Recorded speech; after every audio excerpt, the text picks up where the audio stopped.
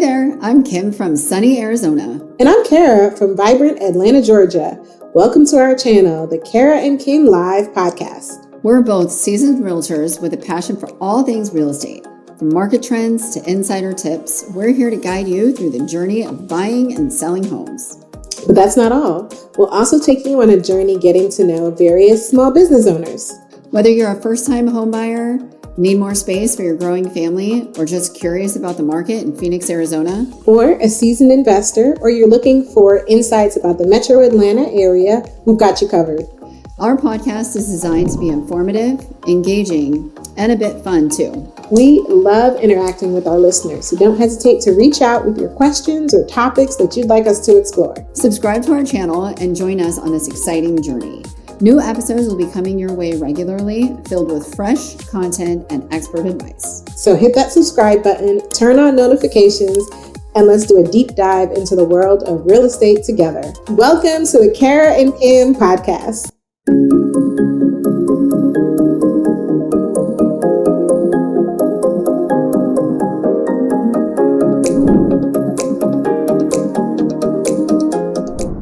It's Kim with Hunt Real Estate. I wanted to introduce you to my friend Devon Arnold. Devon, can you tell us a little bit about who you are and what you do?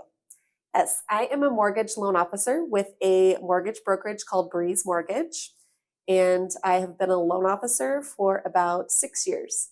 Okay, great. So you probably know a little bit about the market and a little bit about what's going on out there. Kind of crazy. It's been an interesting market for sure. Yeah, definitely. Okay, one of the questions that I have for you today is, can you tell me the difference, because you said you work for a mortgage broker. So tell me the difference between a mortgage broker and a typical lender that somebody would go to get a loan.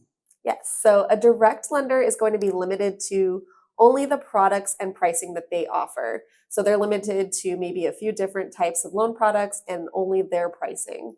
Versus a broker, as a mortgage loan officer, I'm an independent mortgage loan officer, and I can go to different lenders in the marketplace and shop for the best pricing, as well as different types of products that fit the needs of each individual borrower. Okay. So you kind of have access to all the programs that are out there. So that's kind of nice. Yes. All the programs versus just what each lender has to offer. So we have government programs, conventional programs, also different types of down payment assistance programs, non-QM loans for people that maybe don't qualify with traditional income. What is non-QM?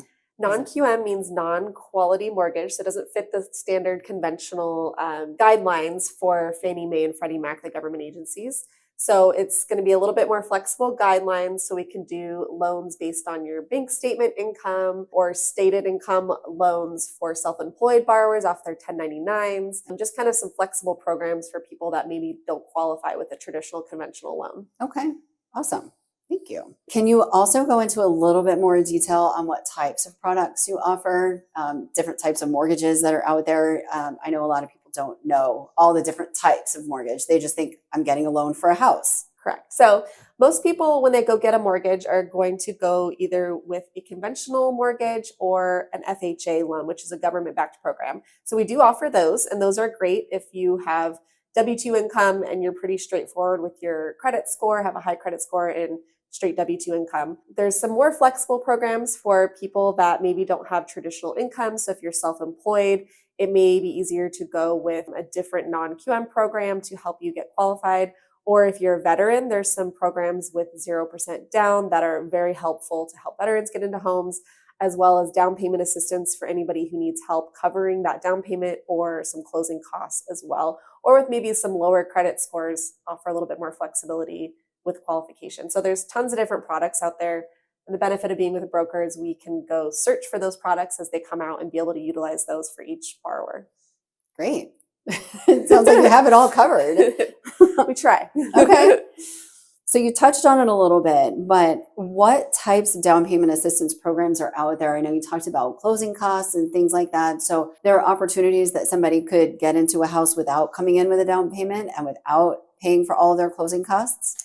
Correct. So especially in this market with the high interest rates and the cost of homes right now, a lot of people are struggling to cover that down payment, especially if they're a first-time buyer. There are tons of programs. You don't even have to be a first-time buyer to cover your down payment, which is awesome. So they have some grant programs that are forgivable, and they also have some forgivable second loan options that will cover the down payment plus a little bit extra for closing costs. So that's something we've definitely been utilizing. We've had some borrowers come in with $1,000 or less for closing costs, depending on the credits that they get. So that's something that you can help with as well. If you get some seller credits to help cover, we've been able to kind of structure things to make it a lot more affordable to get into a home.